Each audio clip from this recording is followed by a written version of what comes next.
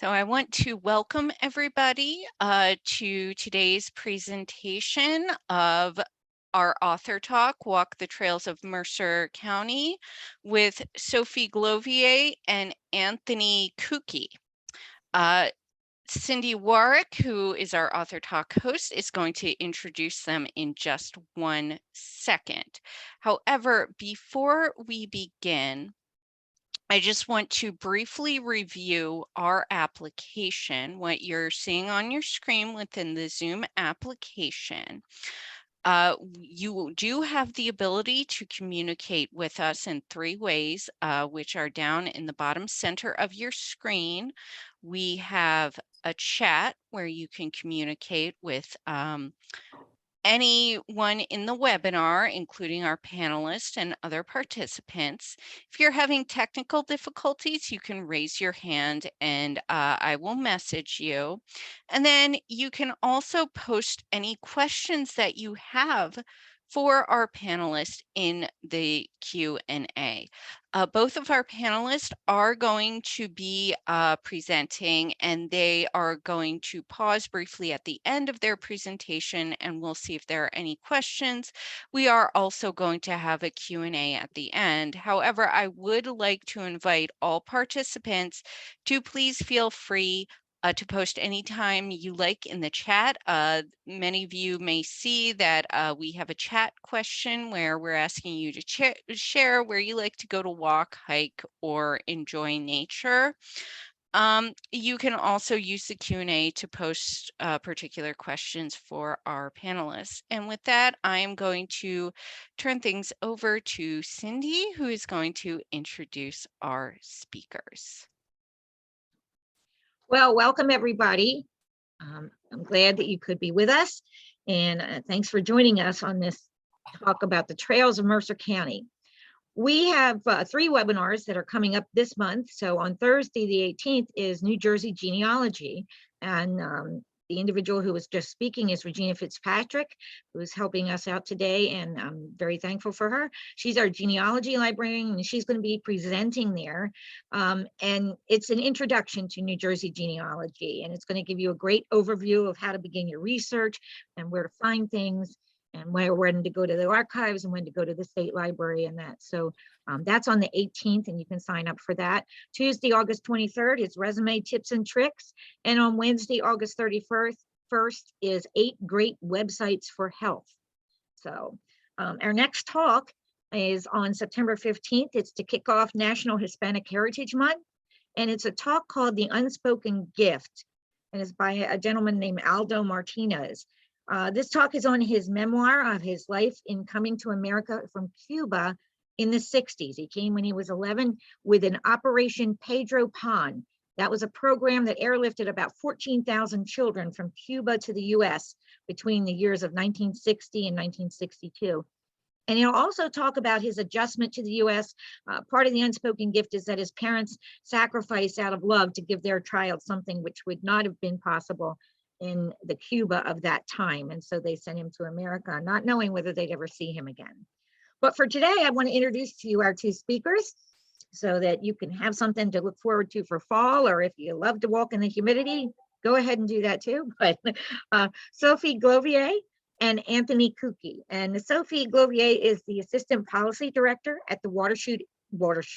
I'll tell you, I don't know where my mouth is today, but it's not the Watershed, it's the Watershed Institute, where she works with citizens, environmental commissions, municipal elected officials, and staff to implement strong environmental policy. She's worked to protect and enhance the local environment for more than 2 decades. She served as chair of the Princeton Environmental Commission, and she was a director of philanthropic support. I really can't talk today, and I practiced this before too, at the DNR. Greenway Land Trust. She led the effort to raise the funds necessary to preserve the St. Michael's Farm Preserve in Hopewell, New Jersey. She's been a team member of Sea Change Conversations, helping to educate others about the risks of climate change, and she served as a board member of DNR Greenway Land Trust. Friends of Princeton, Open Space, Sustainable Princeton, and the Watershed Institute. She's the author of Walk the Trails in and Around Princeton, and she's the recipient of DNR Greenway's Donald B. Jones Award and Sustainable Princeton's Leadership Award. She's a graduate of Princeton University and Columbia Business School, and she received a postmaster's certificate in sustainability strategy from the New School. Anthony R. Cucchi is currently serving as a superintendent of parks for the Mercer County Park Commission. He graduated from Cornell University with a BA in history before completing a Master of Forestry program at Yale University's School of Forestry and Environmental Studies. He's had more than 25 years of experience in land conservation and park development within nonprofit and public sector organizations, including as the New Jersey, Pennsylvania State Director for the Trust for Public Land and as Community Conservation Director at the Trustees of Reservations in Massachusetts. Thank you, everybody, again for joining us. I'm going to turn it over now to Sophie and Anthony, and we look forward to what you're going to share with us so that we can use it as we walk the trails of Mercer County. Thank you. Thank you, Cindy and Regina. I'm going to start out and let me share my screen here. So as I was reading the paper this morning, I came across an article that is really relevant to what we're going to talk about today. It was in the Wall Street Journal's Health and Wellness section, and it was entitled, "One Simple Thing You Can Do to Relax This Summer." It was talking about how we are all stressed out for a variety of different reasons and how that stress is really bad for our bodies. But a brisk walk in nature with a friend combines 3 of the most effective stress reducing and resilience building techniques. And so walking with a friend works by helping to normalize the hormonal changes that come from chronic stress and boosting the emotional resources that help us to cope. So I generally think about walking as something that's just fun to do, but it was a good reminder that this is really an important thing, taking care of ourselves, and particularly to find these places in nature where we can go and to bring a friend along with us. So I'm really excited to talk to you today about my book, Walk the Trails in and Around Princeton, and one of my passions, which is walking trails on open space. Today, I'm going to tell you the story of how I came to be passionate about preserving open space and walking trails, as well as how this book came to be. And along the way, I'm going to introduce you to a few of my favorite trails before I hand it over to Anthony. So Walk the Trails in and Around Princeton was originally created as a self-published book in 2009, and it was revised to include new trails in 2017, at which point it was published by Princeton University Press. We've sold over 5,000 copies, and all the profits are donated to local environmental groups to be used for trail maintenance. It's a different kind of trail book, and I'll talk about this a little bit. It fits in your pocket. It's bright and colorful. It actually includes postcards of each of the walks that are included. And there are reasons why we chose to do all of those things. The subtitle of the book is Trails to Discover and Nature to Enjoy Right Here Where We Live. Sometimes I think people feel as if they have to travel to other states and even across the country to find beautiful trails. And I wanted to change that perception, because right here in the center of New Jersey, which as we all know is the most densely populated state in the country, there are thousands of acres of preserved open space. But I sometimes say that these beautiful places are hidden in plain sight and remain a mystery to most of us who live here. And that's a big part of the reason why this is an important book to me. My family is from Philadelphia, and when I went to college, my family moved further out from the city to a place called Chester Springs, which used to look like this. But in the years that we lived there, much of the landscape was developed primarily with suburban homes, and then it looked more like this. And when I did some research, I realized that during this time period, the Delaware Valley was experiencing this explosive growth and sprawl. So during this time here shown, the population increased less than 10%, but there was a 50% increase in the number of acres that were developed. So I attended Princeton University in the 1980s, and I returned to this area to live in the late 1990s. And when I came back, I was shocked at the amount of development that had occurred in just 10 years that I'd been gone. Right now, as Cindy said, I work as the Assistant Policy Director at the Watershed Institute, an environmental nonprofit that works to keep our water here in central New Jersey clean, safe, and healthy. And I'll show you one of the slides here that we use in our work. And this shows how this same development has been happening in our state.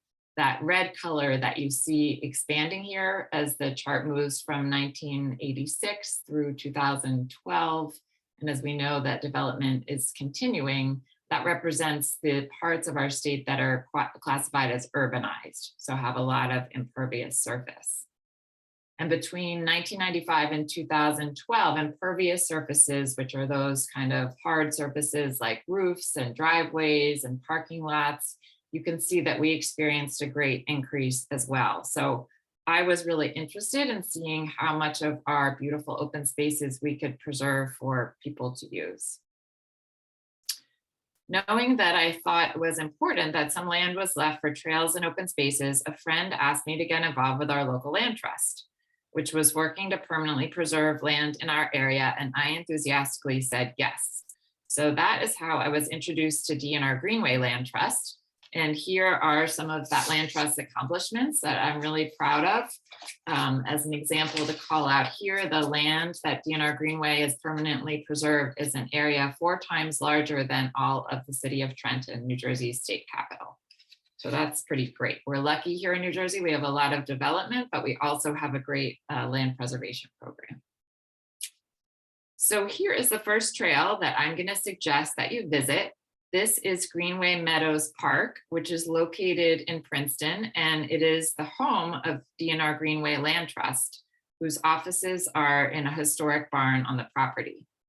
The trail that I suggest you try is called the Scott and Helen McVeigh Poetry Trail. And I love this trail because it combines a beautiful view with the opportunity to enjoy 48 poems featuring the work of poets from 14 countries, all inspired by nature. And here you can see the beginning of the trail. And if you see the signs on either side of that trail, those are how the poems are displayed. This is a short trail, just 1.1 miles, a 25-minute walk, and it's set within a 55-acre park that was established on the former Robert Wood Johnson estate. And I walked there this week, and I just had to take these pictures to show you. I have different favorite trails for different times of year and different weather, and this is a great time of year to visit this trail because there's a beautiful wildflower meadow, and these sunflowers are blooming. I saw lots of goldfinches, there's a lot of milkweed, there's a lot of butterflies, and those things are really fun to see. And then if it's a really hot day, like the one coming up tomorrow, you can add on a walk which is adjacent. You can get there right from this same entryway, and it goes all along the Stony Brook. It's very shaded, and this is one of my favorite walks to do on a hot day. So back to the story. At the same time that I got involved with the land trust, our family acquired a puppy, a very energetic puppy who needed to walk every day. And so we started exploring the trails on the open spaces that I was getting to know even existed. I hadn't realized that there was so much preserved land before I got involved with this land trust. So this is an example of a traditional kind of trail map that you'll find. And I found that it really takes a lot of exploration to find the best, what I felt was the best route, the route that was pretty, that was a good length, where the signage was good, so you weren't going to get lost. This is a map that shows trails on the 280 plus acre Billy Johnson Mountain Lakes Preserve, which is also in Princeton and sometimes called Princeton Central Park. A lot of people don't even know that this exists. I've talked to people who've grown up in the area. It's kind of a donut hole in the middle of Princeton, and people drive past it every day, but unless you really are told where to go and where to park, you wouldn't know how to access it. So in the latest version of the book, I simplify the trail system for the walker by picking two specific routes. The first I call the boardwalk and the lakes. It starts from a park called Farmview Fields and travels over this boardwalk that you can kind of see in the background behind me over a preserved farm. And this is a good example of something that I love to do, which is to look for walks that link different parks and pieces of open space so that you can make a nice longer walk by kind of knitting them together.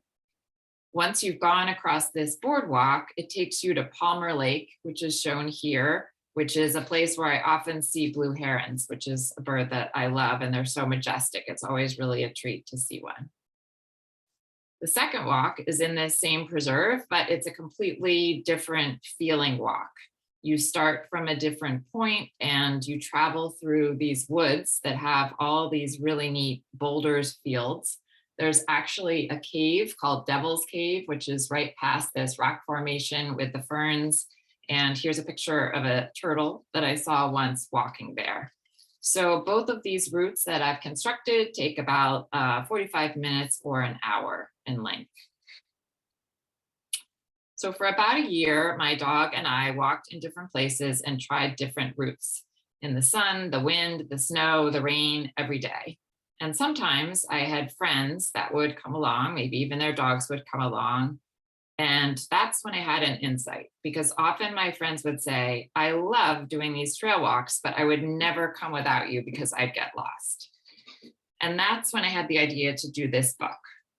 As an aside, assuming you take your smartphone with you, it is very hard to get lost, truly lost in central New Jersey. But still, I understand that people don't like the feeling of not knowing where they're going. And so I thought that doing this trail book would be something really helpful to people, to let them know about this open space and how to navigate it. So I was lucky enough to have two friends that were interested in working with me to create this book. Bentley Dresner, who is a photographer, and Maria Lindenfeldar, who's a book designer. Our goal was to connect more people with trails on open space. And we wanted to create a different kind of hiking book, as I said before. We wanted it to be inviting. We felt as if there was a limited group of people that would kind of take the time to decode a more traditional hiking book with the black and white maps. And we wanted our book to be easy to take with you. So we designed it so it could fit in your pocket. And we all had young kids. And what we found was that they were much more willing to go with us if we told them a specific thing that we were going to go see, a reason why to take the walk. And so we wanted to find that for each walk. So here is an example of that and another trail that I'd recommend that you visit. This marker here commemorates the fact that this walk follows the route that George Washington and his troops took on the way to the Battle of Princeton. This walk is also another example of one that knits together several different pieces of open space that if you just look them up, you might find the trail maps for each one of those places, but not a walk that kind of combines them. So this walk starts at the Princeton battlefield and travels through the Institute Woods to the 6-acre Updike Farmstead, which is home of the Historical Society of Princeton and also has lots of events and exhibits that you can go visit. And the walk is just under 3 miles and again, takes about an hour. For each walk in the book, we tried to make it easy to find the information that the reader would need. Where to park, how long it would take, and whether the route was child and pet friendly. And in the names of our walks here, you can see the reasons to go that I talked about earlier. So to go and see the poetry trail, within the Institute Woods, there's a really interesting swinging bridge. And I'll talk in a little bit about 10th and Council Rocks.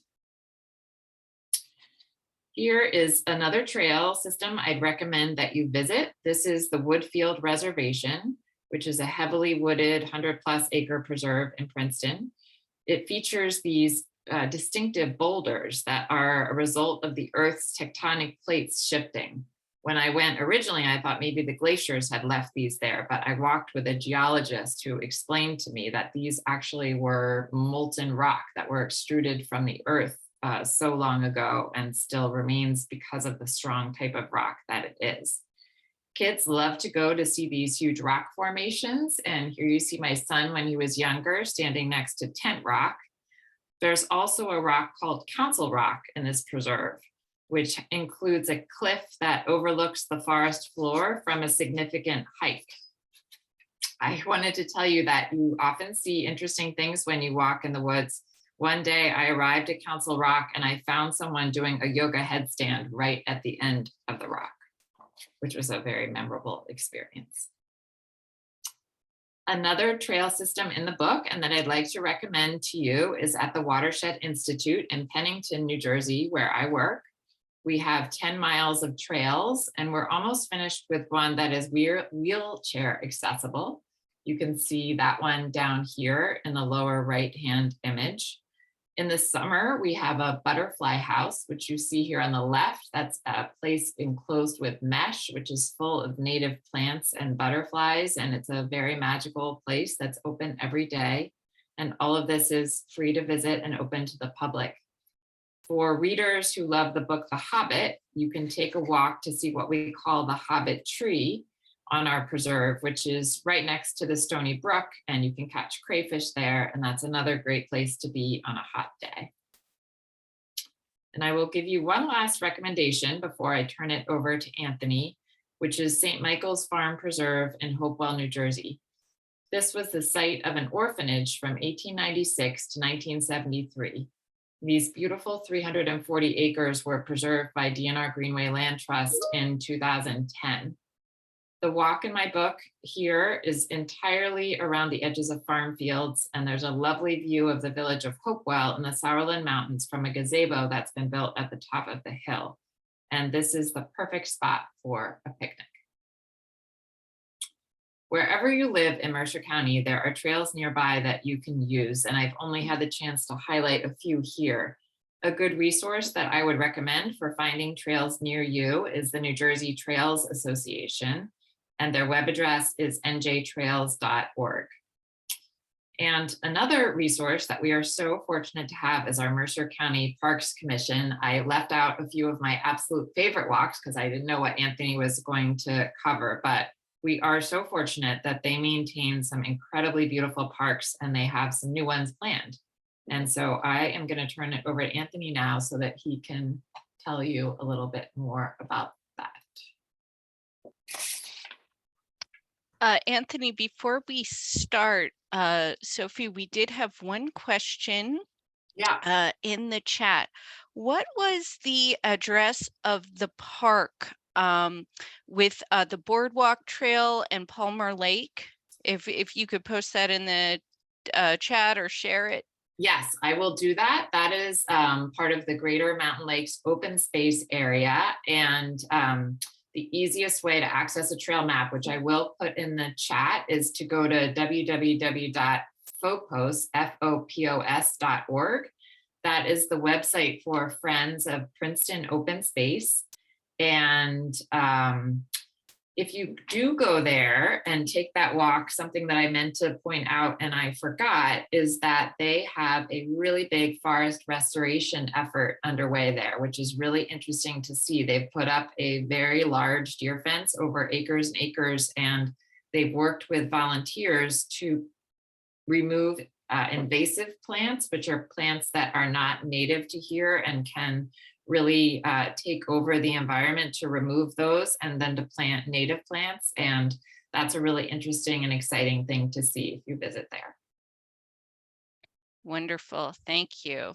And thanks to everyone who's posted where they walk in the chat. I always love to find new places, and the Scion Gardens is one that I've been meaning to visit. I haven't been there, so now that Anthony's going to be talking, I'm going to be looking through here and excited to learn, and maybe someday when I revise the book, I'll put in some of these places that you're suggesting. Thank you. Well, thank you, Sophie, for your summary of all the many trails in and around Princeton. I as a a kid who was born and raised in Princeton, I have to say your presentation brought back lots of memories to me. I think I've been on most of those trails, and just before diving into my presentation, I'll add an unscripted story about Mountain Lakes. That was actually before it was preserved. It was one of my favorite fishing spots that we used to sneak into, and the property was privately owned. So I'm so thankful for all the people involved in preserving that land and acquiring it as public space for everyone to enjoy. Because, you know, honestly, so many of the sites that you summarized that now have trails on them today were at one time private lands that, you know, without proactive support from Mercer County, from the municipalities throughout Mercer County, and a huge assembly of nonprofits, you know, much of that land would not be protected and available as parkland today. So I'm really excited to be here today to share a little bit more information on some of the county parks that are available for the public to enjoy, and some of the trails on those sites. I'm talking to you today from the house that you see on the screen here, the historic Hunt House, which is the administrative headquarters for the Mercer County Park Commission. And the Hunt House is situated within Mercer Meadows, which is one of our largest signature regional parks, with a beautiful trail system that I'll be talking about shortly. So before talking about any of our specific properties, I thought it would be helpful to share as context, you know, a contrast, I guess, to some of Sophie's earlier data about the rapid land use and development that has occurred in New Jersey and in Mercer County as well over the years. So, you know, she's absolutely right that the pace of development has been stiff, but thankfully the county and the state have really invested heavily in the protection of open space. And if not for that land protection, you know, there would be arguably a lot more land developed, and a lot more of those impervious surfaces that are contributed to declines in water quality, health in our area. So, you know, the chart that you see in front of you highlights the approximately 40,000 acres of land that have been protected throughout Mercer County over the years. You know, that acreage represents about 20% of the entire landmass of Mercer County. So we, I think, have really done a good job of protecting some of the most important natural lands within the county. And that work began, as far as the county's involvement, began as far back as the 1970s, when Mercer County acquired and developed Mercer County Park in West Windsor and Hamilton. That was one of the earliest park development projects that the county undertook. The chart on the right side of your screen highlights the distribution of where those protected lands are by municipality in Mercer County. And as you can see, you know, it's not equitably distributed throughout the county. So, you know, one of the results of the many nonprofits and the county and others efforts, you know, has led to a well-distributed but not equitably distributed network of protected land. And so one of the things that Mercer County and the Mercer County Park Commission are increasingly focused on in recent years is trying to ensure that there are protected parks that are available for everyone everywhere throughout the county. So, you know, in places like Trenton, where there are, you know, according to this chart, only 421 acres of protected open space, you know, we're working to ensure that there are more places and parks and open spaces where people, you know, within the city limits of Trenton can get out and enjoy those green spaces for all the benefits, those health benefits that Sophie mentioned. This next slide highlights where all those open spaces are currently across the county. And, you know, I'm going to be focusing my talk on those neon green, those large neon green parcels that you see on this map. Those are the large regional county parks that the Park Commission is responsible for operating and maintaining and programming. They include Baldpate Mountain in the northwestern corner of the county, Mercer Meadows, which is in the center here, Mercer County Park, which is highlighted in the big block, our largest regional park in the county, and then Roebling Park, which is part of the Abbott Marshlands down in Hamilton, Trenton, and Bordentown. So the first property I wanted to share some background on is Baldpate Mountain in Hopewell. And given the hot, steamy weather outside, I thought it would be appropriate to use a winter picture just to remind us all that our trails are enjoyable, not just during the summer months, but perhaps even more enjoyable on a cool, sunny winter day.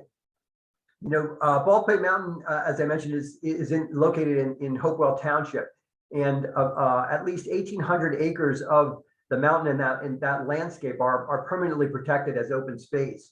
That property, Baldpate Mountain, was acquired initially by, again, a consortium of partners, including the county, the state's Green Acres program, the Hopewell Township, and the Friends of Hopewell Valley Open Space. So, it's not unusual that our land protection work in the county has involved many partners, and Baldpate Mountain is probably a perfect example of how important it is to pull together a network of partners to protect, our important open spaces. Baldpate Mountain is a great spot to enjoy the trails, but perhaps more importantly, it was important for from a land protection standpoint because it's the largest contiguous block of forested lands that we have throughout Mercer County, and that large block of open space provides a safe harbor for a multitude of rare and endangered species, both plants and animals, and that all rely on large contiguous blocks of woodlands to survive and thrive. And so because of that, the county has really prioritized habitat restoration and protection in the Baldpate Mountain area and that preserve. So our dual goals for management at Baldpate Mountain are habitat protection and restoration and passive recreation. So as you can see on this map, there are a variety of trails that are open to the public at Baldpate. There are some of the more challenging hiking trails within the Park Commission's responsibilities are at Baldpate Mountain. So you can find there's something there for everyone. Steep scrambles and climbs, and also more open level trails to enjoy as well. For those who are looking for those more challenging trails, I would recommend the Switchback Trail, which is a yellow trail highlighted on the left side of this map that's accessible from River Road. And additionally, the Summit Trail, which is highlighted in blue here, is also another steep climb from the parking lot that's on Fiddler's Creek Road. That's one of the main access points to Baldpate Mountain. Altogether, there are about 10 miles of trails that are maintained throughout Baldpate Mountain, and we do ask and require actually that public visitors stay on the trails when they're visiting Baldpate Mountain. There's a number of hazards off trail that we really don't want to see people encountering. So and also for the protection of those natural resources, as I mentioned, we really are encouraging the public to stick to the trails.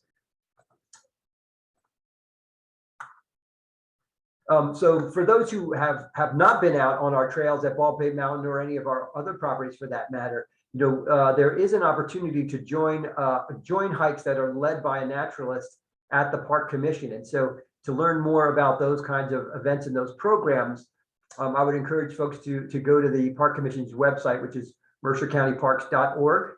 And you can look into our nature programs. Every season we put out a brochure and a list of public programs. Some of them are on site and hikes, and others are within our nature center and our other facilities where both kids and the general public can learn more about our natural resources and the parks that are available to them. So if wooded mountains are not your thing, and open meadows and trails in flatter trails are more of interest, I would suggest Mercer Meadows as a great location to get out and take a walk or a bike ride. Mercer Meadows is a regional park that has been sort of acquired by the county over time, and it began with Rosedale Lake and one quadrant of the now protected area that we have dubbed Mercer Meadows. That it also includes a big section that we refer to as the pole farm, which is where this picture was taken. There's some beautiful open fields and meadows, many of which have been restored and converted to native grasslands from having previously been managed as farmland. So this too has created a really important natural area that hosts a number of important bird species in particular. It's actually one of the most popular birding spots in the state of New Jersey, and you know, the birding community is always actively working. And when rare species are identified on the property, we often see you know, dozens of birders flocking to the site to try and get pictures of species, bird species, regardless of what time of year it is. So there's a lot to see and enjoy here at Mercer Meadows.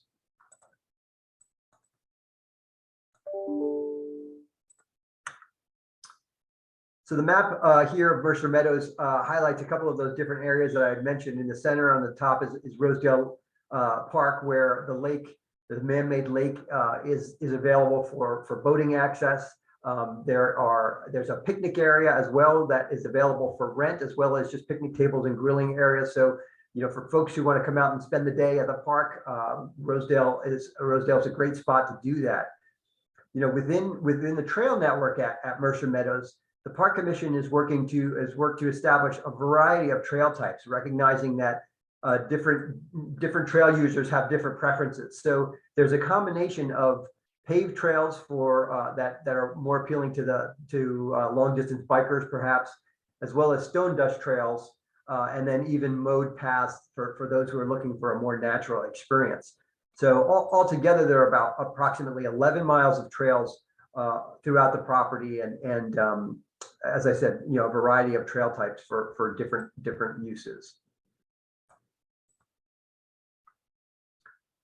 And while I'm at Mercer Meadows, I wanted to highlight, you know, what is probably our most popular trail that runs through the park is the Lawrence Hopewell Trail. And you know, the Lawrence Hopewell Trail, or the LHT as it's called, it, you know, began as I guess a crazy idea, you might say, that a few volunteers and individuals had a few decades ago to establish a long loop trail throughout Lawrence and Hopewell, and to link together a bunch of different protected parks and properties in this region. And you know, what began as a crazy idea over a series of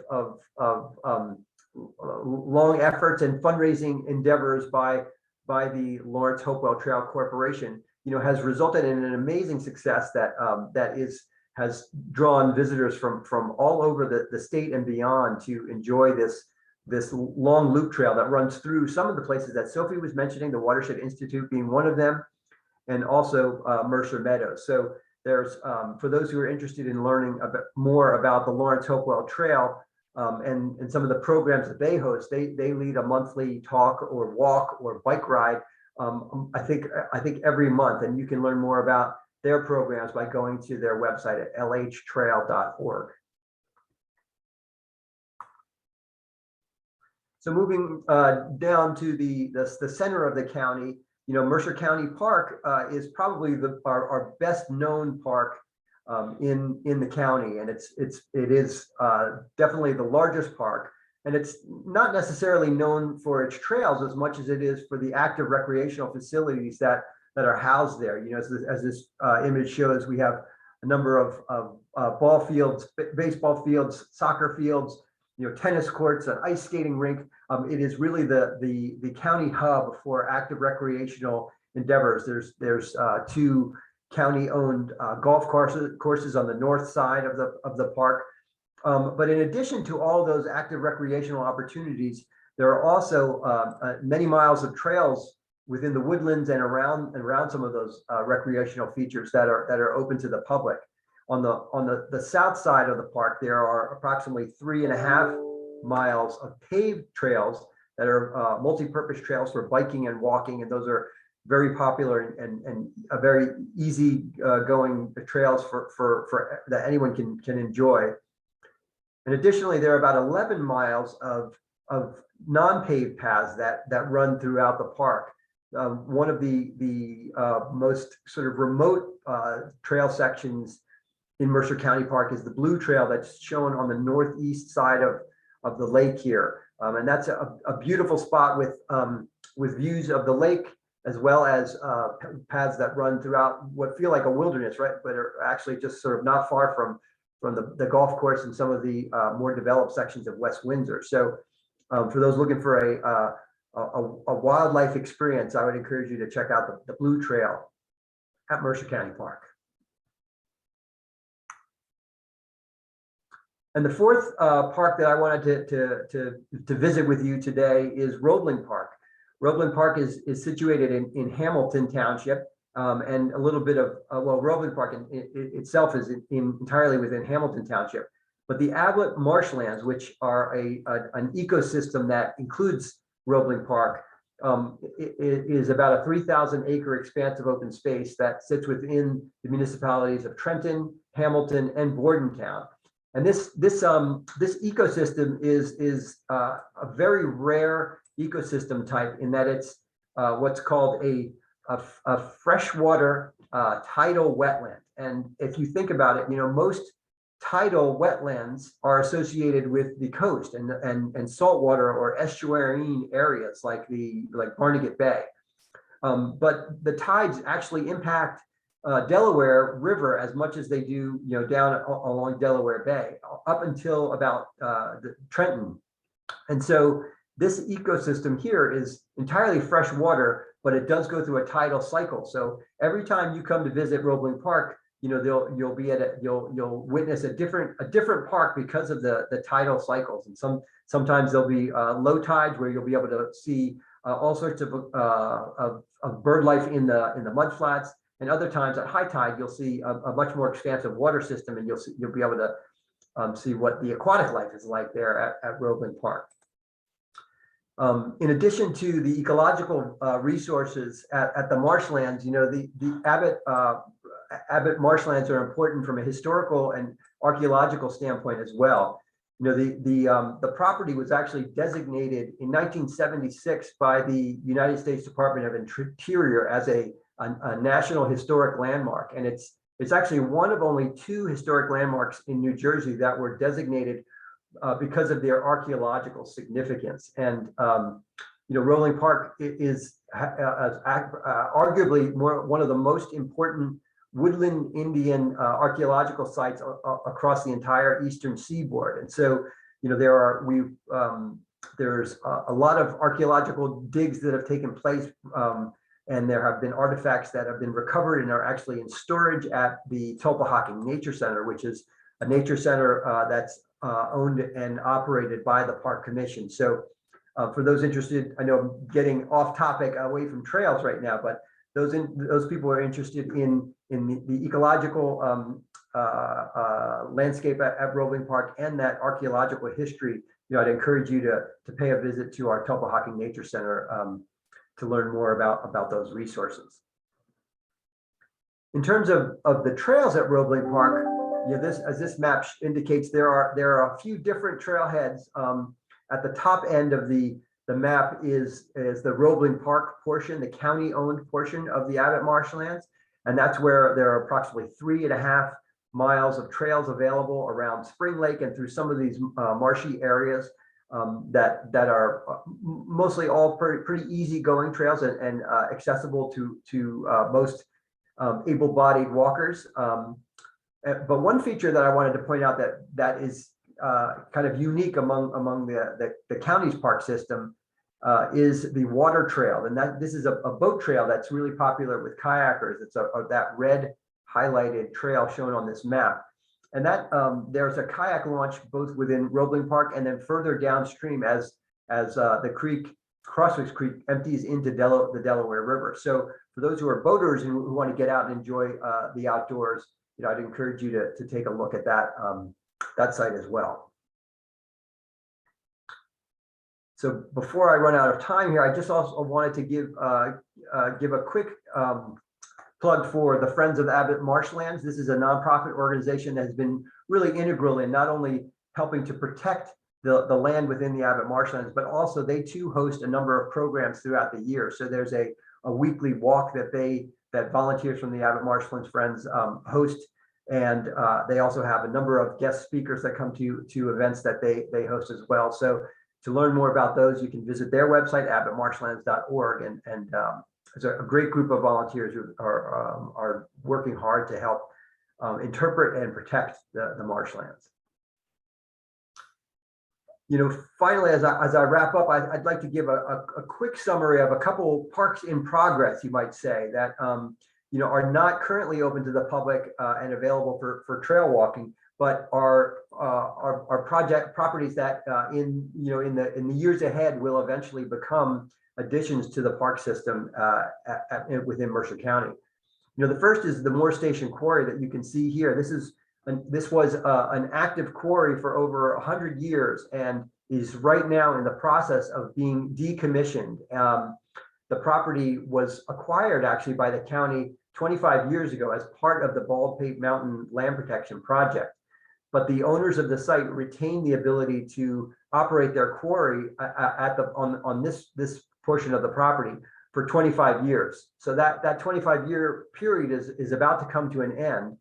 And so work is underway to design park improvements to this quarry. And once the quarry operator completes its exit from the site, the county will be undertaking some park development work there. And we're looking forward to establishing a number of trails and other amenities over the years at the site.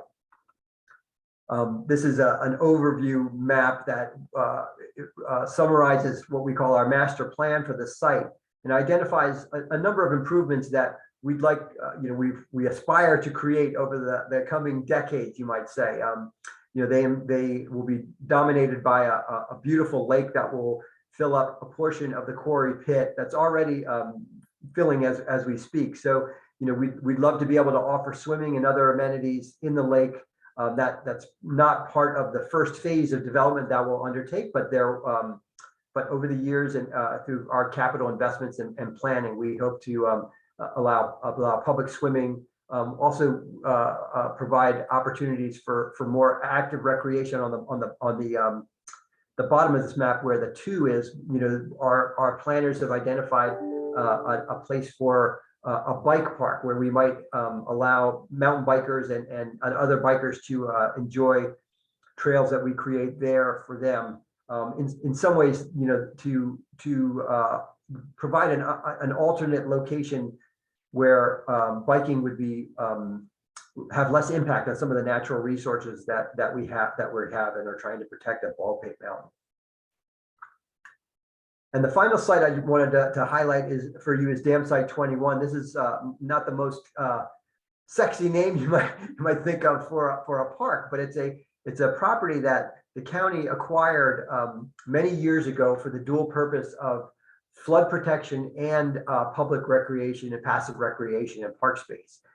This is a property that's not far from Mercer County Park. It's actually just south of Mercer County Park. And the county, working with a federal agency, was able to develop a dam on this property to reduce the threat of flooding downstream and created a beautiful lake in the process. But the property was not ever formally developed into a park. And so while it's open to the public, there is no formal set of trails or park improvements in existence at the site currently. So over the course of a few years, the Park Commission worked with the public to identify a master plan for park improvements at this site. And that's the map that you're looking at here. It identifies a series of passive recreation trails and other improvements that would convert this sort of underutilized park resource into a more formal park with lots of passive recreational amenities, so that it could be enjoyed by Mercer County residents throughout the county, so rather than being a secret, unknown public spot that only very few people are able to enjoy today. So I think I probably went over our time wise. I apologize for that. I had lots to share, but I think I'll wrap up my remarks there and be glad to entertain questions if folks have any. Well, thank you, both Anthony and Sophie. We had a very, very lively chat with lots of people sharing where they liked to go. One question for Anthony, somebody asked, are there guided hikes within the Mercer County Park system? Yes, there definitely are. There's a series that we call Just a Hike that our park naturalists host approximately once a month. And as I said, you can look at the Park Commission website to learn more about how to sign up for those walks. But they're guided hikes and we rotate the location of those hikes to our various different parks throughout the Park Commission network. I wanted to say that we have programs for people of all ages to connect with nature at the Watershed Institute. And I also was on the Lawrence Hopewell Trail webpage the other day and noticed they have a walking group. Sometimes it's especially when you're exploring a place for the first time, it's nice to go with a group. And then I do have a website for my book, which is walkthetrails.org.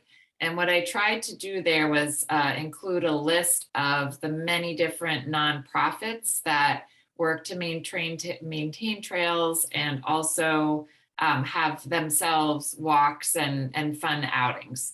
So if you want to visit that my webpage, and then it could help you connect to the groups, because as Anthony said, there are lots of groups that are working on open space in our area. There are, groups in many towns, and sometimes it can be hard to find a clearinghouse for everything. And that is why I recommended that njtrails.org, because I think they do a good job of surveying all the trails that are being maintained by all the different groups and kind of bringing one repository together for everybody.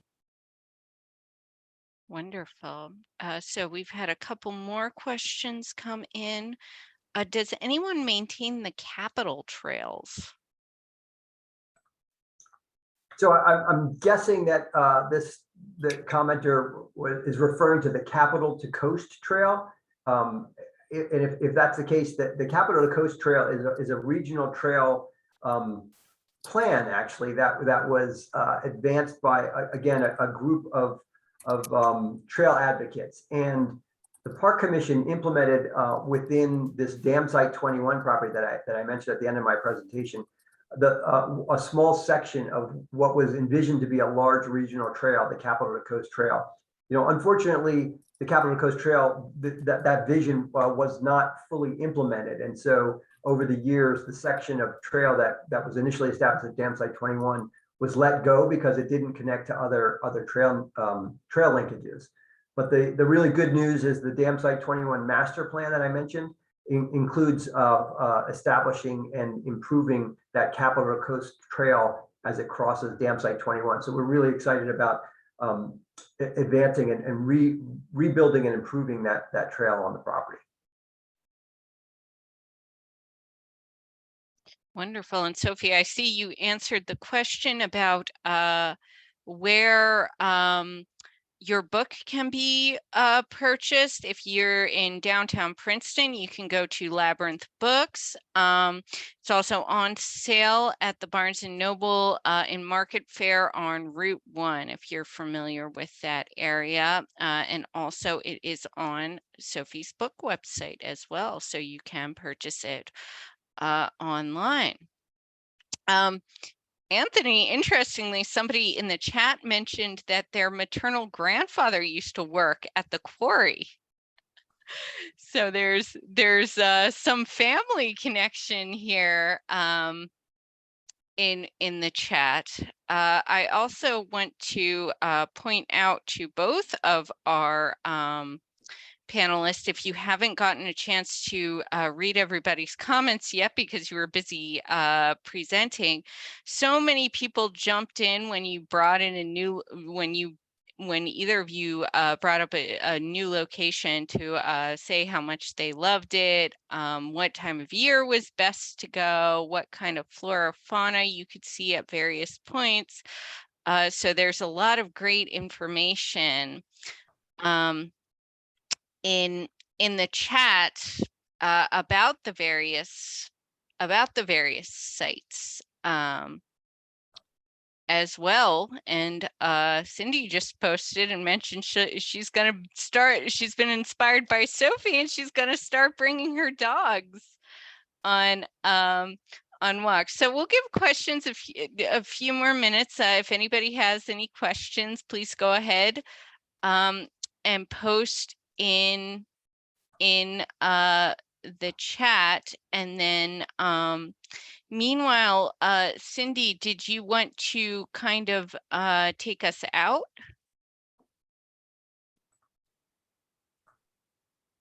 I'm here. I was just busy getting unmuted. I am the one whose maternal grandfather worked at that quarry.